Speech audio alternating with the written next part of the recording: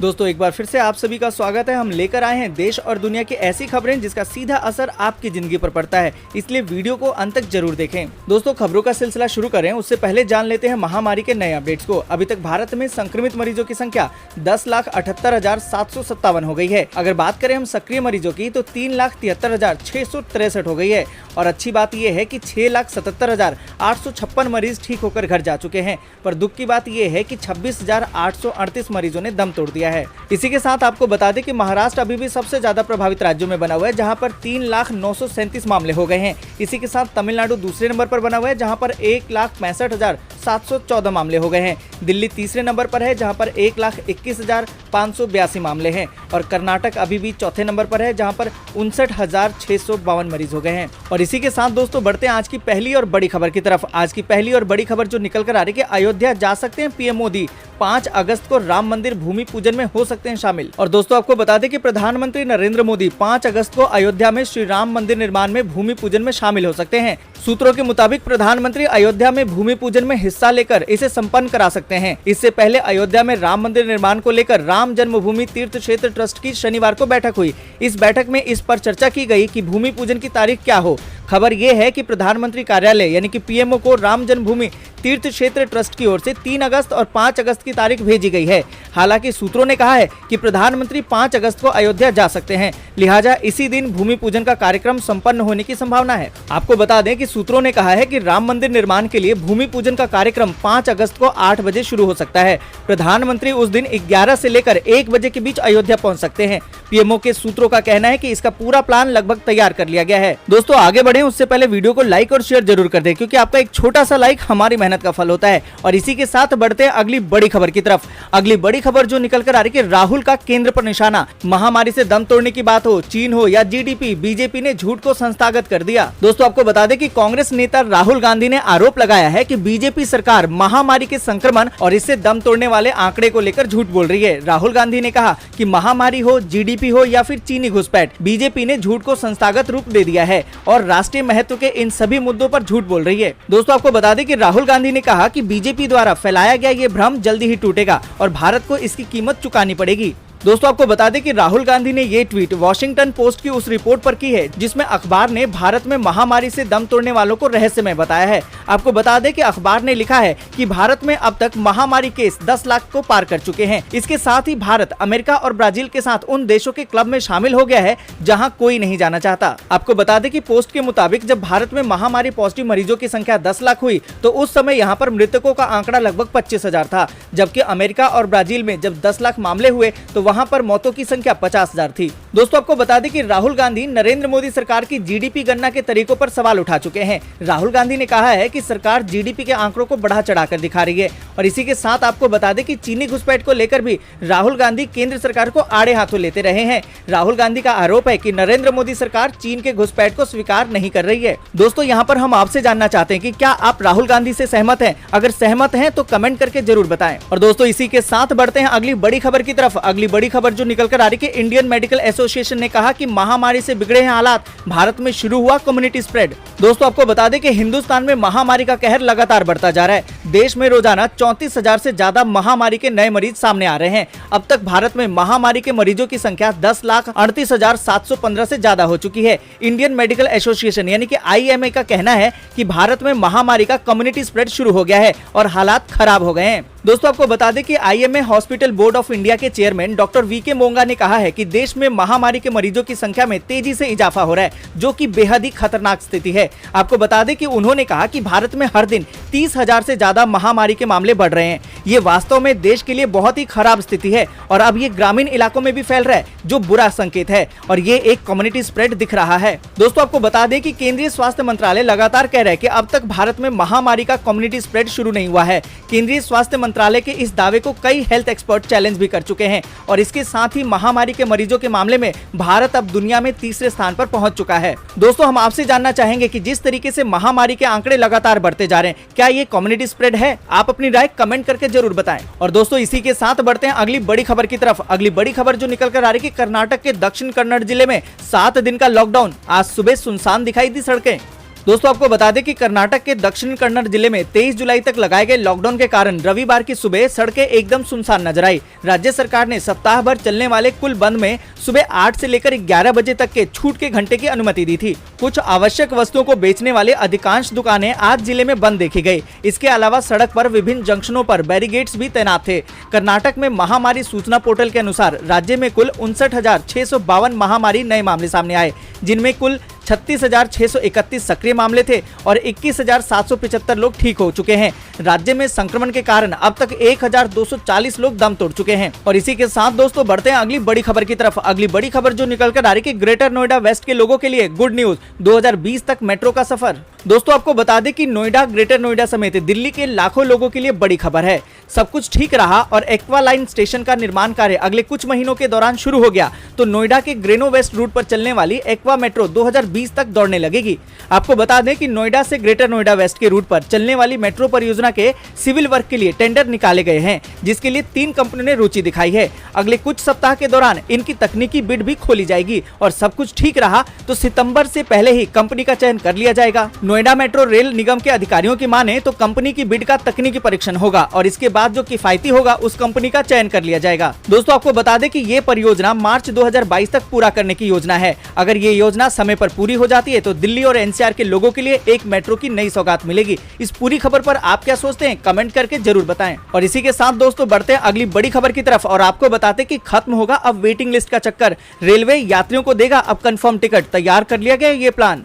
दोस्तों आपको बता दें कि अगर आप ट्रेनों से अक्सर यात्रा करते हैं और कंफर्म टिकट न मिलने से परेशान रहते हैं तो आपके लिए अब अच्छी खबर है। भारतीय रेलवे ने यात्रियों को कंफर्म टिकट देने के लिए प्लानिंग कर ली है। आपको बता दें कि रेलवे ने 3 साल का प्लान तैयार किया है। इस प्लान के पूरा होने पर यात्रियों को 24 घंटे में कभी भी कंफर्म टिकट मिल सकेगा। आपको बता दें कि IRCTC की टिकटिंग वेबसाइट यानी कि irctc.co.in के जरिए किसी भी टिकट काउंटर पर जाकर कंफर्म टिकट ले सकेंगे। दोस्तों आपको बता दें कि रेलवे की प्लानिंग के मुताबिक दिल्ली से मुंबई और दिल्ली से हावड़ा रूट पर सबसे पहले यात्री ट्रेनों से वेटिंग लिस्ट खत्म किए जाने का प्लान है। इन रूटों पर यात्रियों को किसी भी समय कंफर्म टिकट मिल सकेगा। अगले 3 सालों में इन रूटों पर कंफर्म टिकट मिलना शुरू हो जाएगा। दोस्तों आपको बता दें कि रेलवे 2021 दिसंबर तक DFC कॉरिडोर को पूरी तरह से बनाकर तैयार करने के लिए तेजी से काम कर रहा है। इस कॉरिडोर के बनने के बाद सभी मालगाड़ियां इसी कॉरिडोर पर चलेंगी। इससे रेलवे के सामान्य नेटवर्क पर और ज्यादा यात्री ट्रेनों को चलाया जा सकेगा। उम्मीद की जा रही है कि DFC के बन जाने के बाद रेलवे की ट्रांसपोर्टेशन क्षमता 3 से 4 गुना तक बढ़ जाएगी। ऐसे में यात्रियों को ज्यादा ट्रेनें चलाकर कंफर्म सीट दी जा सकेगी। रेलवे बोर्ड के अध्यक्ष के मुताबिक आने वाले समय में रेलवे यात्रियों की मांग के आधार पर ट्रेनें चलाने की स्थिति में होगा। रेलवे बड़े पैमाने पर प्राइवेट ट्रेनें चलाने की तैयारी कर रहा है। ये ट्रेनें यात्रियों की मांग के आधार पर चलाई जाएंगी। इस ट्रेनों के चलने से रेल यात्रियों को आसानी से कंफर्म टिकट मिल सकेगा। दोस्तों हम सभी को कंफर्म टिकट न मिलने से परेशानी होती है। अगर ऐसे में रेलवे ये प्लान तैयार करता है और सभी को कंफर्म टिकट देता है तो सभी के लिए राहत की बात होगी। इस पूरी खबर पर आप क्या सोचते हैं, कमेंट करके जरूर बताएं। और इसी के साथ दोस्तों बढ़ते हैं अगली बड़ी खबर की तरफ। अगली बड़ी खबर जो निकल कर आ रही है कि देश में बनी महामारी वैक्सीन का दिल्ली एम्स में शुरू होगा ह्यूमन ट्रायल, हॉस्पिटल को मिली मंजूरी। दोस्तों आपको बता दें कि भारत में तेजी से पांव पसार रहे महामारी से जुड़ी खबरों के बीच एक अच्छी खबर आई है। देश में बनी महामारी वैक्सीन का दिल्ली एम्स में सोमवार को ह्यूमन ट्रायल शुरू होगा। इसके लिए दिल्ली के अखिल भारतीय आयुर्विज्ञान संस्थान यानी कि एम्स हॉस्पिटल को इस मामले में मंजूरी मिल गई है। इसे देश में महामारी के लिए वैक्सीन बनाने की दिशा में बड़ा कदम बताया जा रहा है। खबर के मुताबिक करीबन 100 वॉलंटियर्स पर ट्रायल किया जाएगा। दोस्तों आपको बता दें कि यह वही वैक्सीन होगी जिसे ICMR ने मंजूरी दी थी। माना यह जा रहा है कि ट्रायल सफल होने पर इस वैक्सीन से करोड़ों लोगों को फायदा होगा। आपको बता दें कि भारत बायोटेक इंटरनेशनल लिमिटेड ने भारतीय आयुर्विज्ञान अनुसंधान परिषद यानी कि ICMR के साथ मिलकर महामारी का पहला स्वदेशी वैक्सीन बनाया है। खबरों के मुताबिक इसका देश में कुल 12 संस्थानों में 275 लोगों पर ट्रायल होना है। इसमें सबसे ज्यादा 100 लोगों पर ट्रायल दिल्ली में स्थित एम्स में होगा। दोस्तों आपको बता दें कि ICMR ने बीते 3 जुलाई को एम्स सहित 12 संस्थानों में वैक्सीन का ट्रायल शुरू करने के निर्देश जारी किए थे। इसका ट्रायल करने के लिए वॉलंटियर्स का चुनाव होगा। सेलेक्ट होने पर उनका महामारी टेस्ट होगा। इस ट्रायल में 18 से 55 साल तक के लोगों को शामिल किया जाना है। यह ट्रायल कुल 3 चरणों में होंगे और पहले चरण की शुरुआत हो चुकी है। और इसी के साथ दोस्तों आपको बता दें कि एम्स पटना में 10 वॉलंटियर्स को ये वैक्सीन दी गई है और अभी तक किसी भी वॉलंटियर्स में कोई भी साइड इफेक्ट होने की जानकारी नहीं है।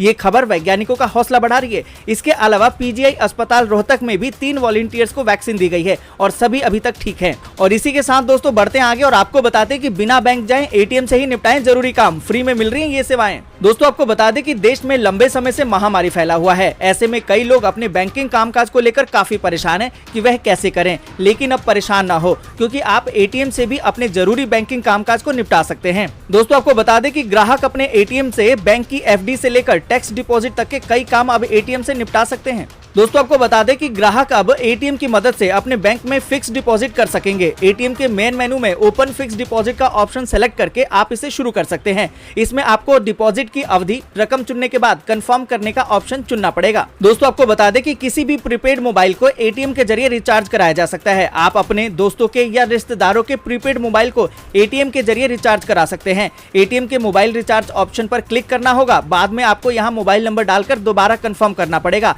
और कितने का रिचार्ज करना है वो रकम डालना पड़ेगा। दोस्तों आपको बता दें कि अब आप इनकम टैक्स का भुगतान भी अपने एटीएम कार्ड के जरिए कर सकते हैं। अभी तक इनकम टैक्स विभाग की वेबसाइट या थर्ड पार्टी वेबसाइट से किया जाता था, लेकिन अब ये सुविधा एटीएम पर भी मिलती है। दोस्तों आपको बता दें कि एटीएम कियोस्क में बहुत से बैंकों ने अब कैश डिपॉजिट मशीन भी लगा दी है।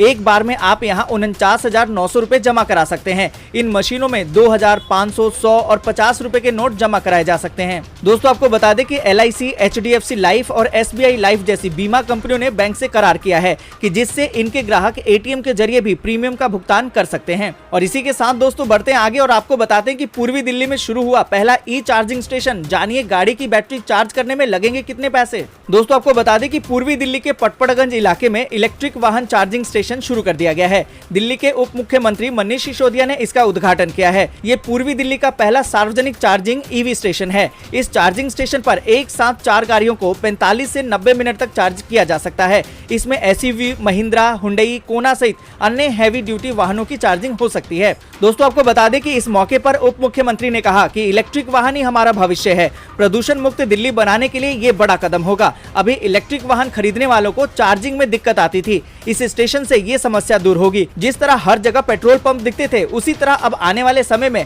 हर जगह ईवी चार्जिंग सेंटर दिखेंगे। दोस्तों आपको बता दें कि पूर्वी दिल्ली में इस चार्जिंग स्टेशन के शुरू होने से इस इलाके में इलेक्ट्रिक गाड़ियों का इस्तेमाल बढ़ने की संभावना है, जिससे इस इलाके में प्रदूषण में कमी आएगी। यह स्टेशन काफी आधुनिक है, जहां एक साथ 4 वाहनों की चार्जिंग हो सकती है। और इसी के साथ दोस्तों बढ़ते हैं अगली बड़ी खबर की तरफ। अगली बड़ी खबर जो निकल कर आ रही है कि 8वीं पास हैं तो सिर्फ 5,000 रुपए में खोलें पोस्ट ऑफिस, हर महीने होगी 50,000 रुपए की कमाई। दोस्तों आपको बता दें कि अगर आप सिर्फ 8वीं तक पढ़े हैं और अपने लिए नौकरी की तलाश कर रहे हैं तो आपके पास पोस्ट ऑफिस का बिजनेस करने का एक अच्छा मौका है।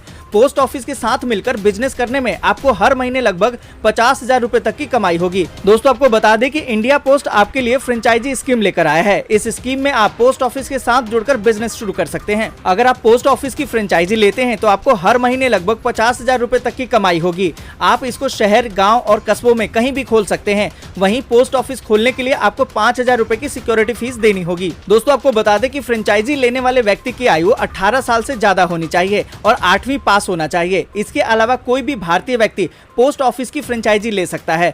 साथ ही फ्रेंचाइजी लेने वाले व्यक्ति के पास किसी भी मान्यता प्राप्त स्कूल से 8वीं पास का सर्टिफिकेट होना जरूरी है। दोस्तों आपको बता दें कि पोस्ट ऑफिस फ्रेंचाइजी लेने के बाद आपकी कमीशन के जरिए कमाई होती है। इसमें आप register article, speed post article की booking, money order, registry, postal stamp, postal stationery और मनी ऑर्डर फॉर्म की बिक्री करके अच्छी कमाई कर सकते हैं। दोस्तों आपको बता दें कि जिन भी लोगों को चुना जाएगा उनको पोस्ट ऑफिस डिपार्टमेंट के साथ एक MOU साइन करना होगा और इसके बाद ही वह ग्राहकों को सुविधा दे सकेंगे। दोस्तों हम आपसे जानना चाहेंगे कि आप में से कितने लोग इंटरेस्टेड हैं पोस्ट ऑफिस के साथ बिजनेस करने के लिए। अपने नाम के साथ कमेंट जरूर कीजिएगा। और इसी के साथ बढ़ते हैं अगली बड़ी खबर की तरफ। अगली बड़ी खबर जो निकल कर आ रही है कि अब ट्विटर पर दूर होगी आधार की परेशानियां, तुरंत मिलेगा जवाब। दोस्तों आपको बता दें कि आधार इस समय सबसे जरूरी डॉक्यूमेंट है। आपको चाहे अपने घर का काम करना हो या फिर बैंकिंग का कामकाज, सभी जगह आधार कार्ड की जरूरत होती है। ऐसे में अगर आपके कार्ड में कुछ अपडेट होना है, फिर किसी भी तरह की समस्या हो, अब आपको उसका सॉल्यूशन तुरंत मिलेगा। UIDAI अब आपको ट्विटर पर भी इसकी परेशानियों को दूर करेगा। दोस्तों आपको बता दें कि UIDAI ने बताया कि अब वे ट्विटर पर उपभोक्ताओं के सभी सवालों का जवाब देगा, यानी आप अपनी किसी भी सवाल को ट्वीट कर सकेंगे और UIDAI की ओर से उसका जवाब भेजा जाएगा। दोस्तों आपको बता दें कि UIDAI ने बताया कि आप @Aadhaar_care पर ट्वीट कर सकते हैं। यहाँ आपको सभी परेशानियों का हल मिल जाएगा। इसके अलावा आप @UIDAI पर भी ट्वीट कर सकते हैं। इन दोनों ही ट्विटर हैंडल पर आपकी समस्याएं दूर की जाएंगी। दोस्तों आपको बता दें कि आधार की ये सेवा कस्टमर केयर, फोन नंबर और ईमेल आईडी से अलग है। UIDAI का कस्टमर केयर नंबर 1947 है। इसके अलावा आप help@uidai.gov.in पर ईमेल भी भेज सकते हैं। और दोस्तों इसी के साथ बढ़ते हैं आगे और जानते हैं मौसम के ताजा अपडेट को। आपको बता दें कि देश के कई हिस्सों में बारिश, 5 राज्यों में IMD का अलर्ट। दोस्तों आपको बता दें कि दिल्ली NCR समेत उत्तर भारत के ज्यादातर इलाकों में आज मानसून ने रफ्तार पकड़ ली है। राजधानी दिल्ली में रविवार तड़के से ही बारिश हो रही है, जिससे कि मौसम सुहावना होने के साथ ही गर्मी से राहत मिली है। दिल्ली में भारी बारिश के कारण कई जगहों पर सड़कों पर पानी भर गया है। दिल्ली में मिंटो रोड पर भारी बारिश से अंडरपास में पानी भर गया। जल भराव के बीच DTC की बस लगभग पूरी तरह से डूब गई। कई जगहों पर जल भराव के बाद भी जाम लगा। इसके अलावा उत्तर प्रदेश के कई जिलों में हल्की बूंदाबांदी और रुक रुक कर बारिश हो रही है। हरियाणा, पंजाब, हिमाचल में अगले 3 दिन भारी बारिश के आसार हैं। भारी बारिश के मद्देनजर मौसम विभाग ने कई राज्यों में ऑरेंज अलर्ट जारी कर दिया है। साउथ गुजरात में भी मौसम विभाग ने भारी बारिश की चेतावनी दी है। मौसम विभाग ने दिल्ली, UP, पंजाब, हरियाणा, बिहार में बारिश का ऑरेंज अलर्ट जारी किया है। उत्तर प्रदेश के मुरादाबाद में 2 दिन से हो रही मूसलाधार बारिश की वजह से शहर के कई इलाकों में जल भराव है। दोस्तों आपको बता दें कि मौसम विभाग ने शनिवार को ही पूर्वानुमान में कहा था कि दिल्ली, पंजाब और हरियाणा में रविवार से लगातार बारिश होने की संभावना है। मौसम विभाग के मुताबिक मानसून उत्तर की ओर बढ़ेगा और अगले 3 से 4 दिनों तक स्थिर रहेगा। 19 से 21 जुलाई के बीच दिल्ली, हरियाणा और पंजाब में भारी बारिश होने की उम्मीद है। दोस्तों आज के लिए बस इतना ही। वीडियो को लाइक और शेयर जरूर कर दें। अगर अभी तक आपने चैनल को सब्सक्राइब नहीं किया है तो सब्सक्राइब करें, बेल के आइकन को दबाएं और